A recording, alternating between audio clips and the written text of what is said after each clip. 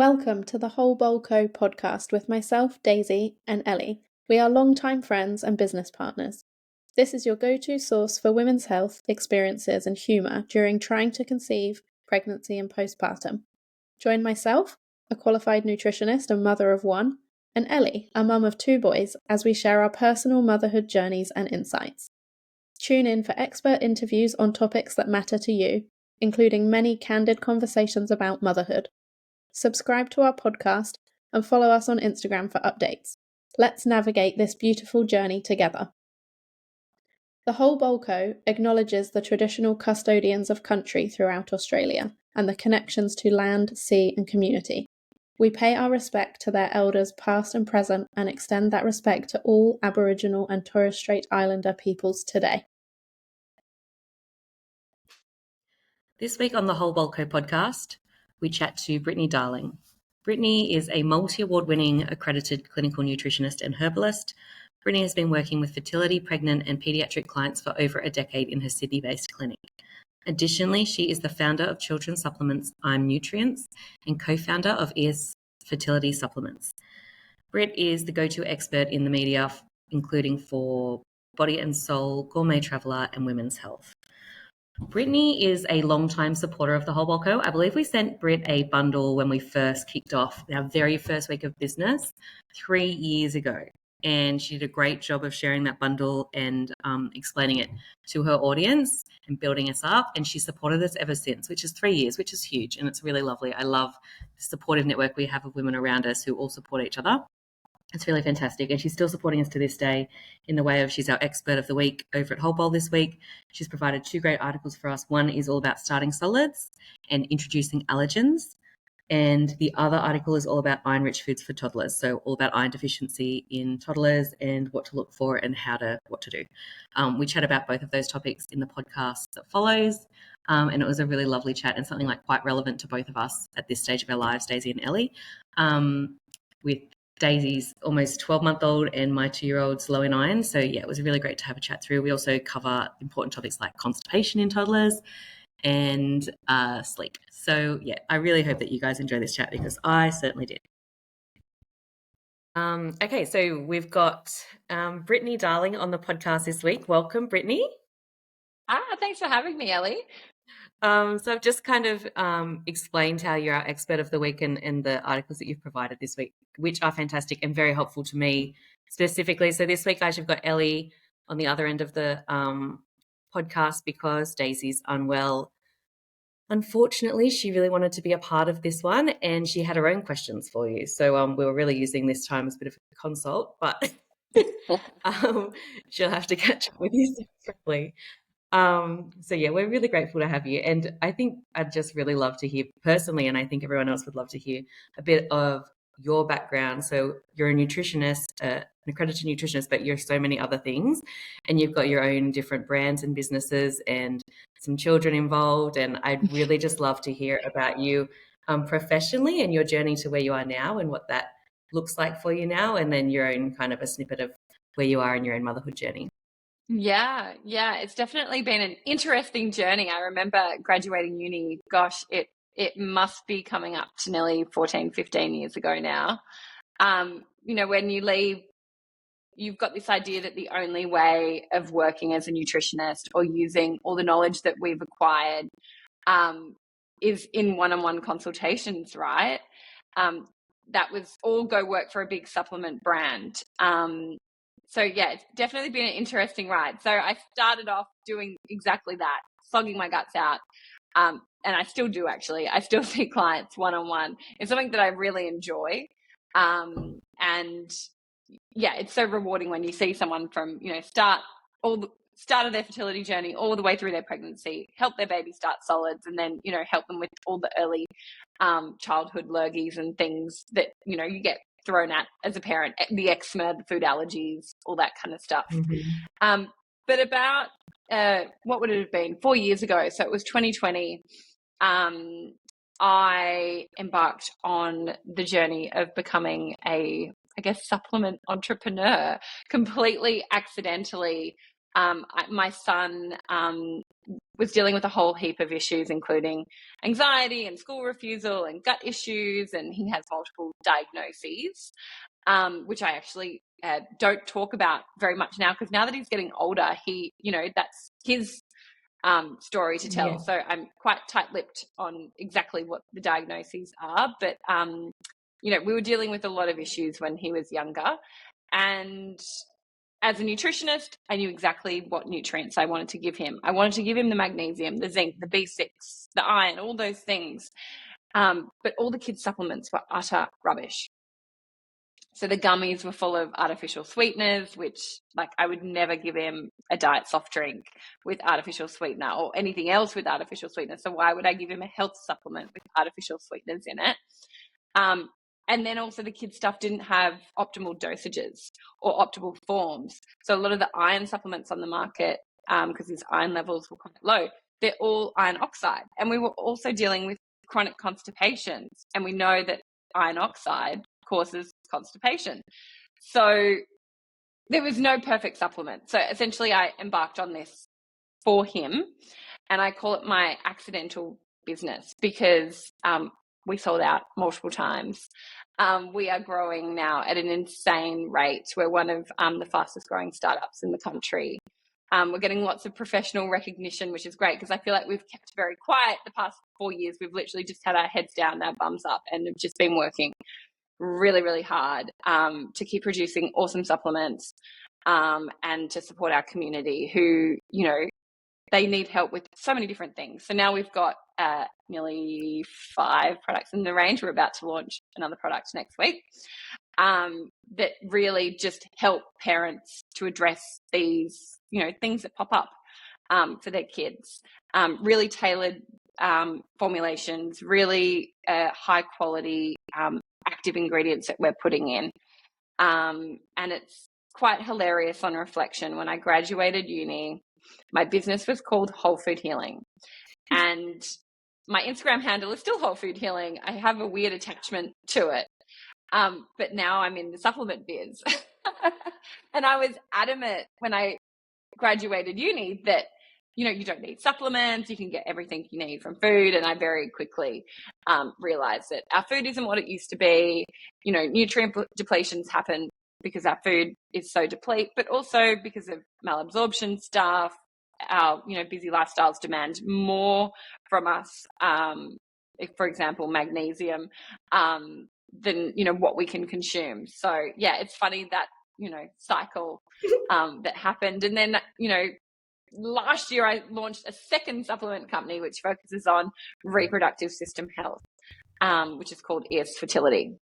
And can you talk a bit about that one? Because I know, as an example, so I'm not the nutritionist for everyone listening. I am the opposite of the nutritionist. I'm the very basic bitch, learning all the things as I go, especially now with children. So, and I've learned a lot, obviously, working with Daisy. But so when I was pregnant with my first, I was just taking and told by the GP and told by everyone to just take the most common brand that I can't even think of now. Elevate. Yep. And you just kind of take that while you're pregnant and everything will be hunky-dory. It'll cover what you need. And that's kind of what I did, like everyone else does. And I don't think it's until I started working quite closely with Daisy when I was pregnant with my second, and she's like, that's not even touching the sides just yet. And she got me a good one. And that's what I was then taking. But no one knows that, right? Because the doctor tells you just go and get your Elevate. And so what's the difference? Yeah. What prompted you to create your own version of those vitamins for that period? And talk about that. So we actually don't have a prenatal. What we have created is a product that's to be taken in conjunction to a prenatal for those who really need a lot more antioxidant support. So, people who are over 35 trying to conceive, people undergoing IVF, that's what our Coenzyme Plus product is. But in terms of prenatals, there is no one size fits all when it comes to prenatals. Like, you can't just prescribe Elevate to everyone. You need to look at, what someone's vitamin D levels, what's their iron levels, are they getting enough iodine? What type of folate do they need? There's so many variables in terms of what someone's individual requirements are when it comes to a prenatal.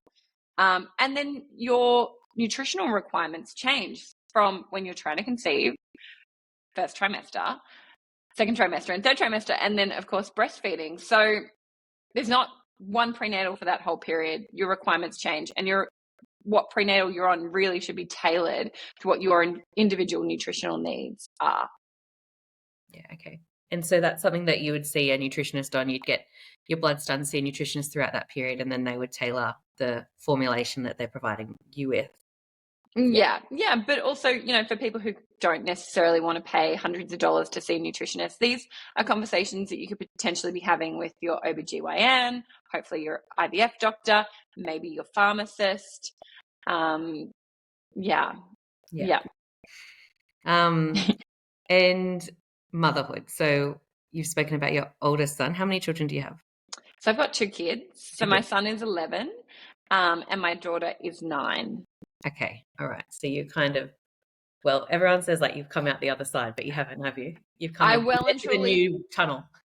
I do feel like I've well and truly come out the other side, and I feel like we're in a good spot right now, but I know the hormones are about to kick in, and I'm going to be presented with a whole new set of challenges. But yes, it's definitely an easier phase. I mean, my children were 18 months apart. So I was carrying 2 kids at the same time. I had a double stroller. It was a lot.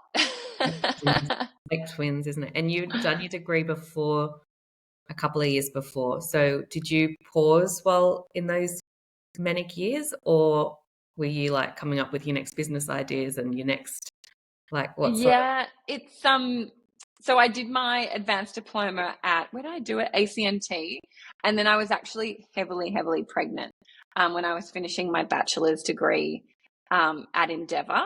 And then I stupidly thought I would do my master's online. I thought that was achievable. And I got 2 subjects away from graduating and decided that I couldn't do it. It was too much on top of all the supplement businesses and consulting and stuff. And that was actually during COVID. So it kind of just like something had to give. And so that was it. But yeah, I've kind of just got on with it. I've either been like pregnant, breastfeeding, going through uni,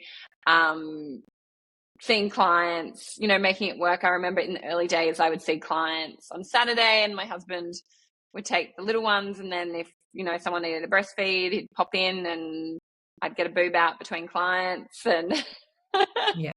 So you hustle. Yeah. Constant hustle. Yeah.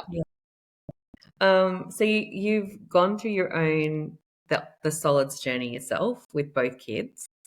You've written a great article for us this week on just starting solids. And like my experience with starting solids with Ben, my eldest, who's 5 now, I didn't know too much, but he was definitely a puree baby and like a different kind of color every week. He turned orange at one point because I was eating so much pumpkin and sweet potato. So, and he started kind of closer to 4 months than 6. And we took him to Spain. We moved to Spain for like 3 months when he was 6 months, and just my partner worked from there, and we just kind of ate and drank our way around San Sebastian for 3 months.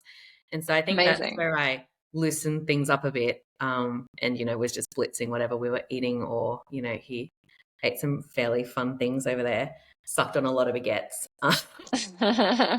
But I love that. It's hard with the first because you feel a lot of pressure to know everything and you probably, know nothing. And then with the second one, he was the second one, so he kind of just had to slot in. There was a lot more just eating what we were eating and being a bit more mindful of what I was feeding him. But yeah, I'd love to hear kind of like high level kind of your thinking around it, because I do feel like these days it has been slightly overcomplicated it, but there is a lot more information available on better ways to do it. But I also think the more we overcomplicate it for people, the less, it becomes too hard. So I'd like to hear kind of your thinking on it all. So this is how I explain it to my clients. So I have written an ebook on starting solids, which is like full of so much information, like, food allergies and probiotics and which are the best first foods and recipes and all sorts of stuff. But if I had to boil it down to 3 things, the first thing being that everyone's starting solids journey is going to be different. whether you choose baby-led weaning, whether you do purees, whether you know, it's you do you. You decide what works for you and your family, what time you're giving that solid meal, when you choose to begin, whether it's somewhere between 4 to 6 months, might be slightly more delayed if you've got a preemie baby. It's going to be completely different. And then there's 2 nutritional factors that I want people to think about. The first thing being that the most important thing that you need to do at the beginning is introduce iron-rich foods. So that by the time your baby's 6 months, their iron stores would have started to deplete.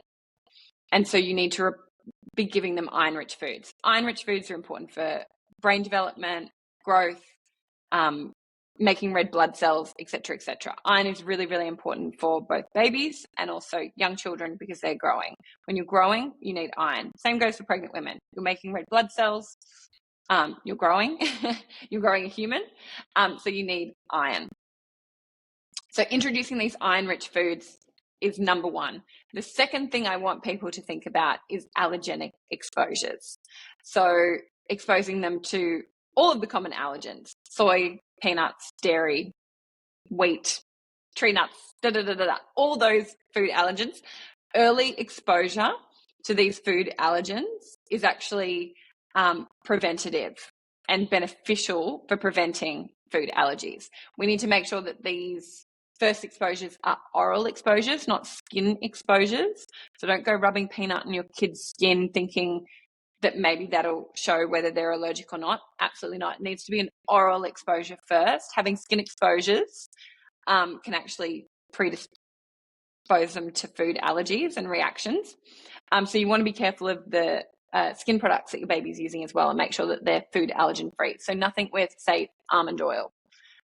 You want to be having baby products that don't contain any of the common allergens. And if baby does tolerate these allergenic foods, you need to maintain those exposures in order to maintain tolerance. So, just an exposure once a week, twice a week.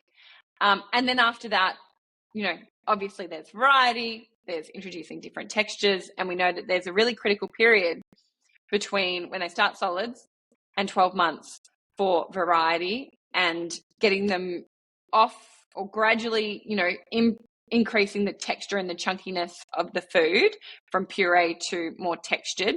And doing this in that period of time can reduce their likelihood of being a fussy eater as well. So there's a lot of things to think about and a lot of things to do, but they're kind of the key things that parents need to know. Yeah, okay. Because it can sound quite overwhelming, can't it? But I mean, heavy on the iron, and if you don't know what that looks like, I mean, these articles are great for that. And you could almost, I'm sure you could just do a simple one-pager for the fridge that's just like, include this in every dish. Yeah. And then the allergens, I think it's that repeat exposure that's probably key, right? Early and consistently. And can that look like, if you're doing it once a week, can that look like over 4 weeks, or do you really have to have a tick box on the fridge to make sure you're doing it at consistent intervals for a certain amount of period, or is close enough? I think the initial introduction is probably the most important thing. You want to be giving a single allergen at a time. So you don't want to be giving egg and peanut, for example, in one meal, because you're not going to be able to figure out what they're allergic to. Is it the egg or is it the peanut? So initially you want to do those single allergen exposures. And if they tolerate it, then you can, give it to them ongoing. You don't need to be too fanatical about it. I would just, mix it up. If you're going to make them a nice porridge, maybe mix some peanut butter through it, or next week maybe you do some almond butter. But yeah, you don't have to be, too tick box about it. But if you're that kind of person, go for it. But that would literally drive me nuts. Yes, I feel like some people thrive on that, and then some people are like, that is overcomplicating it. I don't want to start it because that sounds too difficult. Yeah. So There are those food allergen introduction kits as well, where it's like ground up powder of the food allergen, and some people like doing that because it's more controlled. You can mix it into purees, and again, it's what works for you. There's no right or wrong way. Yeah, and I think I've read do it in the morning, not the night, in case they have an allergic reaction. You're trying to get them to a hospital at like 9 o'clock, right? Yeah, and you don't want to be putting them down for a long daytime nap either, like giving them a big meal of, something containing peanuts for the first time and then putting them down for a long nap. You want to have time to observe. You want to, have time to, be able to action if you need to. Okay, talk to me about introducing foods or this starting solids period, and we want to be introducing a lot of iron in meals because they need to replenish their stores. Okay, let's talk vegetarian babies for a second because Daisy's not here, but Max is a vegetarian baby. I think she's given him a bit of fish here and there. She knows more than most people how to balance a meal and how to include iron. And what do you call the things that help the iron be absorbed? Oh, like vitamin C and lysine and things like that. Yeah. Enhancers. Yeah. So enhancers. Yeah. she knows how to do that more than most. And I know that she's still stressed like daily, weekly that he's got enough iron. What's your advice to mothers of vegetarian babies around iron? Yeah, so it can be tricky and you've just got to be prepared, right? So there is iron in plant-based sources. Green leafy vegetables, black beans are an excellent source of iron, as are lentils. Absorption of this type of iron, non-heme iron, in these plant-based sources can be low. So if you're going to be doing beans, you want to be soaking them if possible, cooking them really well to deactivate that phytic acid, which can be a bit of an anti-nutrient. There are benefits to phytic acid as well. I'm not anti-phytic acid, but when we're talking about small children and trying to get enough iron into them, we want to reduce all the barriers. Coupling those iron-rich foods with a vitamin C-rich food can really help too. So, some lemon juice, oranges. Leafy greens typically contain vitamin C as well. But it's the volume really. So if I had a vegetarian kid, I would be giving them an iron-rich something, breakfast, lunch, dinner. Could be blackstrap molasses as well and some porridge. And I do actually, in the past, I've had quite a few plant-based babies and I've supported the parents in solids introduction there. And I do sometimes lean into iron-fortified foods. So sometimes I will recommend the baby rice cereals that are fortified with iron.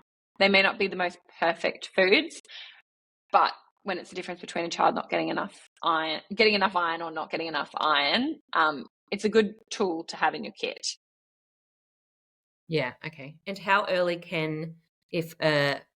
I'll move on to toddlers because I know that there's a lot of toddlers that don't have enough iron. But as far as babies, like how early would you start supplementing a baby with an iron supplement if you knew that they were really low in iron? So I would never supplement a baby unless we'd done a blood test with iron because it's about the overall balance of all the minerals. So they need to be getting enough zinc. They need to be getting enough of all the minerals, including iron. So test, don't guess. I think it's very unlikely that anyone would test a baby under the age of 12 months for iron. So it is just trying to get as much into them as possible. I do actually find that a lot of mums are quite iron deficient in their pregnancy. And then, rolling into breastfeeding iron deficient, breast milk's already a poor source of iron. That can really set bub up for a bit of low iron. So iron in the first 12 months, it's just a lot of just trying to get the right foods into them and those iron-rich foods into them. And yes, toddlers, iron deficiency is rife. I see it so much. This is just a quick ad break to tell you about our new Sydney Mothers group that's launching on the 14th of August, and we're super excited. We've designed a 10-week program where we can come together each week to bond, learn, eat, and play. Across the 10 weeks, we will hear from different experts on topics such as baby care, feeding, sleeping, mental health, movement, starting solids, and more. Places are quite limited, so if you want to buy a ticket, head over to our website or on our Instagram. You can click the link in our bio and find all the information there. Hope to see you soon. I feel like I've seen things about toddlers being with low iron, showing like, so tell me the symptoms, because I feel like I've seen that it can be like aggressive, throw tantrum. Like I feel like there's some behavioral issues that show up because they're low, right? There's a couple of things. There's probably 4 symptoms maybe that I want to talk about. Yes, the behavioral thing, the tantrums. When you don't have enough iron, you can't regulate your emotions, and you essentially have a reduced capacity to make your own neurotransmitters. Neurotransmitters are what help us balance our mood. We see it in older kids with anxiety. When they have low iron, I always go, when I have a kid walk into my clinic and, you know, maybe they're experiencing anxiety or ADHD or behavioral stuff, I'm like, is it that diagnosis or is it iron deficiency? They look very, very similar and the symptoms are identical. So yes, there's that going on. Sleep disturbances, and iron, again, back to neurotransmitters, making melatonin, you need iron. Melatonin is your sleep hormone, so you need iron to make that. Picker, so eating weird stuff, could be ice. I see so many kids with obsessions with ice, you know, getting ice out of the freezer, sucking on ice. It could be eating weird stuff like toilet paper or dirt. These are a sign of iron deficiency. And there was one more that I wanted to talk about. Recurrent infections. So that daycare illness cycle, your immune system needs iron to work optimally. So I see that recurrent infection cycle where they're rolling from one thing to the next and never really getting better and having those green candles constantly. I always think about iron in that picture too. Yeah. Okay. Wow. You've just described my 2-year-old. Patrick, and a lot of people are like that, right? A lot of people are like, that's all our problems, like sleep, recurrent infections, like behavioral problems. And it's like, okay, maybe it's time for an iron test. Yeah, I think so. Patty, I don't know when, but at some point he has had an iron test in the last 12 months, and they did say he was low in iron. And he's on one of your supplements at the moment, the iron one, and he takes it so happily. Yeah. But similar things, like he was waking during the night almost with night terrors. And I mean, he's 2, so he tantrums, but he's also the second child, so he doesn't get that much attention when he tantrums. And he's just a fussy eater, right? So, and I think when you have your first child and they're a fussy eater, you offer them 4 other things until they eat, and that's your whole kind of can become all consuming. Whereas with Patrick, we sit down and eat and he eats what he eats. And if he doesn't, like, he can have a banana after. I'm not that worried. I know he eats like daycare. So, but then when you know that they've got low iron and all he wants is plain pasta every night, it's just like, oh man.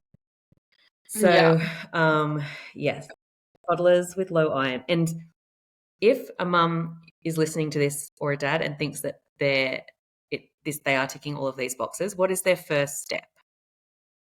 Yeah, so first step should be 1-year-old. Go visit your healthcare practitioner, get a blood test. The other thing you can do is kind of look at their dietary intake. And I know in the article I listed roughly how much iron is in each food. You can kind of get a feel for how much iron they're getting. We want to aim for around 10 milligrams a day to help them meet their requirements and also account for some absorption stuff. So like there's iron in red meat, but really like per 100 grams or per serve, you'd really have to be, having a couple of serves a day to be getting enough. And then, so you're thinking about the volume of food they're getting, absorption factors, and which is, it's an uphill battle, especially if you've got a picky eater. I know, that's the thing. You can serve them. My kids, they get fed like kings, but what they eat off that plate is an entirely different thing. And sometimes dinner time does just end as 2 fried eggs on toast. And you know what? They eat it all up. And I'm like, I'm fine with that. A little bit of avocado. Yeah. One of the interesting things, I think that, so Patty also loves milk. And again, as he's the second one, I'm probably a little bit lazy on getting him off that. But it just can sit him still and calm him down. And, whether that's getting him ready for bed or whenever, if he's tantruming. Sometimes it's just a quick fix, just get him a bit of milk, it'll calm him down. No, it's not the right thing, but again, I'm not the nutritionist guy, so whatever. But I do know that stops the iron being absorbed. So I am very conscious of that now, and that has helped in my weaning steps to success. But so if I can be feeding him, he can have 5 meatballs for dinner, great iron-rich dinner, and then he can have his cup of milk, and that's just like undoing what I've just done. Is that right? Well, not necessarily. In an ideal world, you'd have your meatballs for dinner and then give it a couple of hours and then he'd have his milk drink. But what is common is that a lot of these picky eaters in particular are filling up on milk. So cow's milk in particular, really poor source of iron. Then you've got the calcium, which inhibits or, inhibits, that's not the right word. It competes with the absorption of iron. So calcium and iron compete for absorption. And yeah, picky eaters, a lot of the time, they love dairy. They'll have their cheese toasty and they'll have their cheesy pasta and they'll have their squeezy yogurts and they'll have their big thing of milk. Downy yogurt instead of dinner. Yeah. And so they're filling up on these dairy foods and these high calcium foods, which is, it's important for their bones, yes, but the amount that toddlers actually need is very little.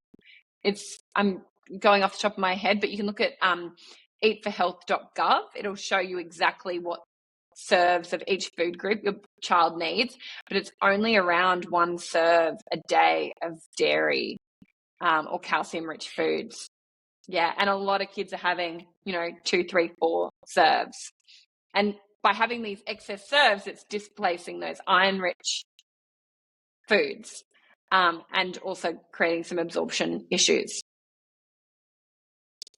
Yeah, okay. And then the other thing which I never knew until quite recently was the iron enhancers that we just touched on before. So like he can have his meatballs, but even just by squeezing a little bit of lemon on top of those or something like that, or like grating zucchini into it. I'm sure there's other ways that you can beef them up with some vitamin C. Tomato sauce, dipping them in tomato sauce, I'm okay with that because tomatoes are a great source of vitamin C. So that's a good one. That just helps with the iron absorption from those meals, right? If you're serving it with a vitamin C.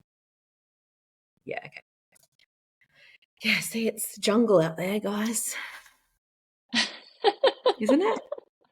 Juggling your kids' nutritional requirements with your own. Yeah. Yeah, that's right. And you go to all of this effort to make sure they've got this balanced, iron-rich, vitamin C complementary, no low calcium meal, and then you're just like eating the bloody crust of the bread from breakfast on the side.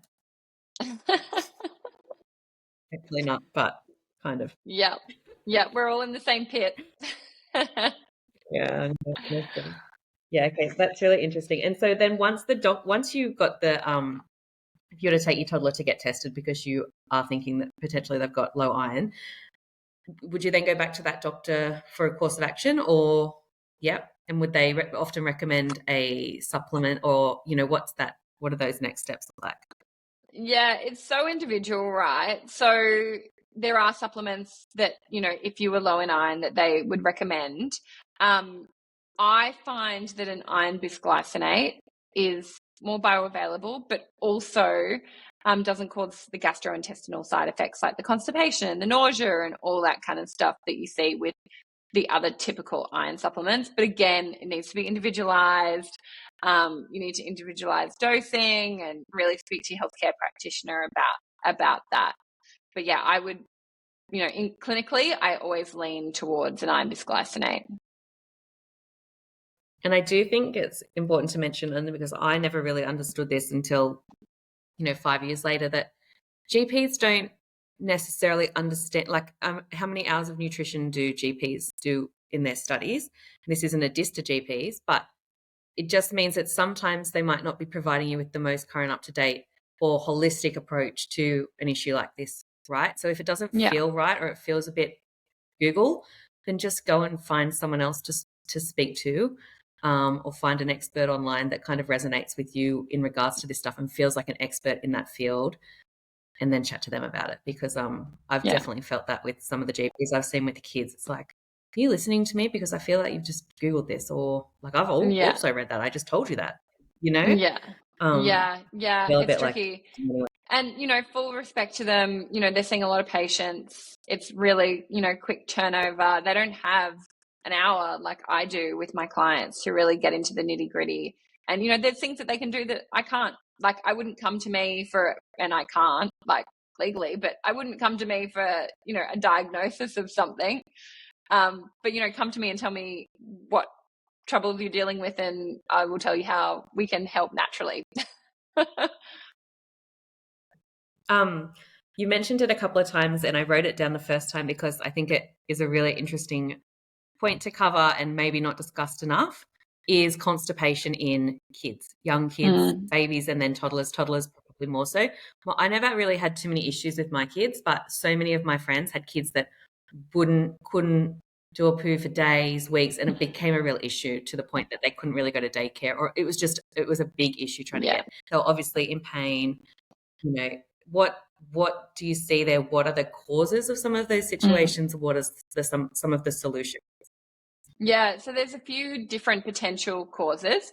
So typical iron supplements can be constipating. So an iron oxide, ferrous sulfate, they're the more constipating forms of iron. So again, if your kid has to be on an iron supplement, I'd prefer an iron bisglycinate, especially if they're constipated.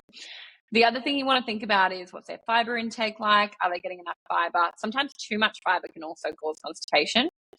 What is their hydration? Are they getting enough water to lubricate their bowel and also draw enough water in to, promote a bowel motion? Again, too much dairy can be constipating too. So, it's all kind of much of a muchness and same problem, same contributing factors. If I had a kid that was constipated, 2 kiwi fruits a day, really, really good. Hopefully with the skin on, if you can cut it up finely enough or chuck it into a smoothie, 2 kiwi fruits a day has been shown to reduce constipation. There's also a fiber supplement called PHGG, or partially hydrolyzed guar gum. You can find it online. You can get it from iHerb or Amazon or wherever. But that has been shown to reduce pediatric constipation as well. Again, dose is important. I'm not going to give out dosages and stuff because, you need to speak to your professional and get dosages based on, the age of your child and also the weight of your child. But they're kind of the key things when it comes to constipation. There are some probiotics that can be helpful for constipation too. But again, it's completely individual. Yeah, okay. Interesting. Poor little kids, they're either got diarrhea or they're constipated. Yeah, and then all the, the prunes, the plums, peaches, pears, they're all great for constipation. Apple with the skin, because of the pectin, can be somewhat constipating. And bananas as well. A lot of kids just love bananas. Bananas can be quite constipating too. Yeah, okay. They're also, I like when making bananas because I feel like they're filling and, like it feels substantial, like when they have a banana before bed. You're full for the night. Good. Yeah. But with bananas and constipation, you're better off going for an overly ripe banana than one that's like a little bit harder and on the cusp. Like greener bananas are higher in resistant starch. And resistant starch, if you're really struggling with constipation, yes, it's good for your gut microbiome, but it can also perpetuate constipation a little bit as well. Yeah, okay. I do think one of the reasons my kids have never had too much constipation is because they have lived off lactation cookies most of their lives. So if you do need good recipes, guys, hit up the website because it's full of the prunes or the dates and fiber ingredients, and it keeps their poos healthy. I give them to my sister all the time because she's got her own issues. They're great for everyone. Grandparents. And then behind iron as well with the dried fruit and the oats and good all round. Good all rounder. Amazing. I think we've covered some really good stuff and I've gotten a lot out of our chat, and I think other people would as well. I do want to ask if there's anything that you feel like is good to touch on with this sort of an audience that is common, that people might be stressing about internally or at home, something common, anything common that you see in clinic that you might be able to bring to the attention of these listeners? Oh, one thing I hate these one things and being put on the spot. I can never think. I'll probably think of something as soon as we get off the call that would have been great to add. Oh my God, I'm so sorry, Ellie. I can't think of anything off the top of my head. I guess that Fine, maybe with information. Everyone's journey is different. And everyone's just trying to do their best, right? So I guess ask for help. And your starting solids journey or your pregnancy, or you can't compare to other people. So what you can do is, if you're struggling, ask for help, get professional advice, and don't put it off. Don't just deal with the baby sleep issues and stuff, or the toddler waking up frequently and the constipation, and when it could actually be a really easy answer to their problems. And a common answer. I feel like sometimes when we're in that first 12 months, sometimes you don't want to make too much noise about something because you think, oh, no one else is going through it. Everyone else seems to just be getting on with it and it's easy. And why am I struggling? It must be me. And it's not, because everyone's bloody struggling and they're just being quiet about it because of their own issues. So definitely the more we all talk about these issues and speak about it, we all have to go through, we all have the same issues. So definitely chatting about it is key. I have a quick one. Do you know like any, so I've got a 2-year-old that doesn't like to go to sleep. Are there any known like foods or nutrition advice that can help push him into sleep before bed, dinner times? It's a tricky one.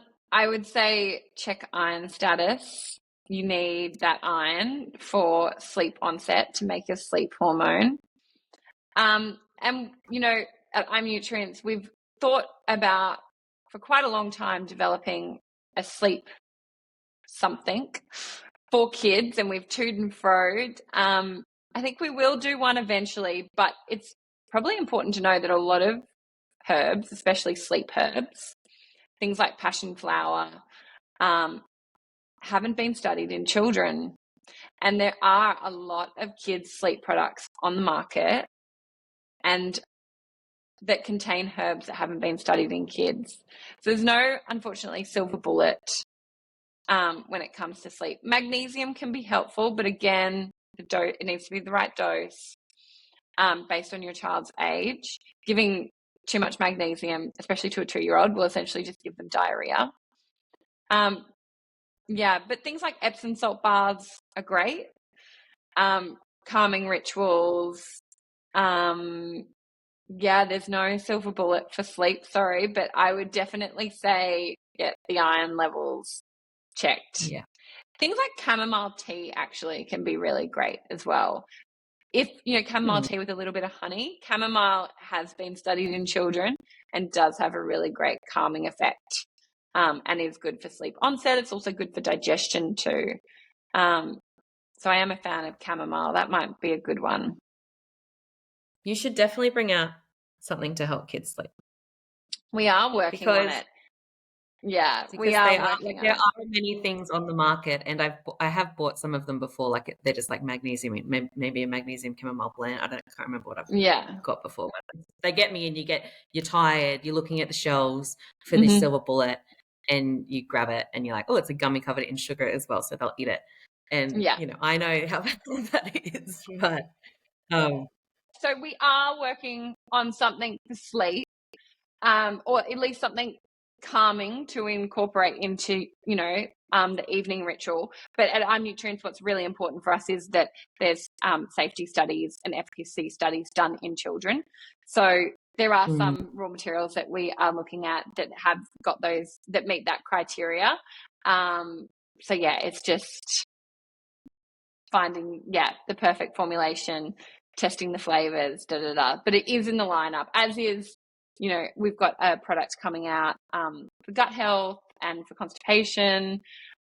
There's lots of new products coming. Okay, so we're just about to launch an immune gummy, first of its kind. So it's not gelatin, it's not pectin based, it has no artificial sweeteners, no colors. We've used elderberry, echinacea, and zinc, and it's really for those winter months where you just are trying to prevent that, daycare illness from taking over the household. So, that's just one example of the many products that are to come. Oh my gosh, I love that. That's so good. And such a good time to launch when everyone's so tired from this winter. I know. August. It was supposed to launch in June.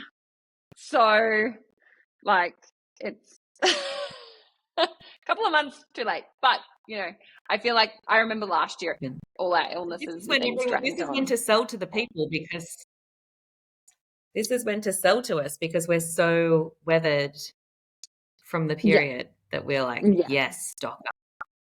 Yeah. This winter's been brutal, hasn't it? Most kids get 12 illnesses a year. It's a lot. So much. Wow. Okay. Well, I'd actually really love to do like a business chat with you and talk about all of your business hustles, and it sounds fascinating. I'd love to understand the supplement world. I mean, it feels like there's a lot out there. It feels almost saturated, but it's not in these pockets, in these niches. It's really not in some. It's saturated by male-based companies and male-based founders.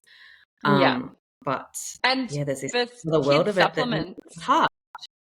For kids supplements, a lot of it is just big pharma dressed as health supplements for kids. Like, it's all the big brands. Like, they're putting the cheapest, nastiest ingredients into these supplements. And, for example, the iron oxides, which, do more harm than good, constipating, side effects. They're filled full of artificial sweeteners. Like, they just don't care. Like, these are literally the supplements that I'm making for my own kids. Like, yeah. And as I said, accidental business. Like, I was just doing it for them. All we had to do was break even, and then it just kind of took off. And now we're looking at going into America and selling into Singapore and Hong Kong. And we're like in a huge phase of growth, which is awesome, but also very stressful. I love it. Amazing. All right. Well, thank you for coming on and chatting to us. We do really appreciate it. And for the articles that you wrote this week, we will be taking questions for Britt and having you answer them at the end of the week. So do send through any questions that you have. Send us a DM, or we'll put a couple of question boxes up on our Instagram as well. I'll also link the different brands that we are talking about, and link your Instagram, your website, and these articles. But where should people look for you if they want to set up a consult, if they just want to read your resources? I know you've got a lot of ebooks and meal plans and different guidance on your website. Yeah, so wholefoodhealing.com.au, or find me at Whole Food Healing on Instagram. That's where you're going to find all the ebooks, meal plans, etc., and also links to all my subsequent businesses. So I'm Nutrients, is my kids supplement company, and Ears Fertility is our reproductive health supplements as well. Awesome. All right. It was so lovely to chat to you. Yeah, likewise. Thanks, Ellie. We'll speak again soon, no doubt. See you soon.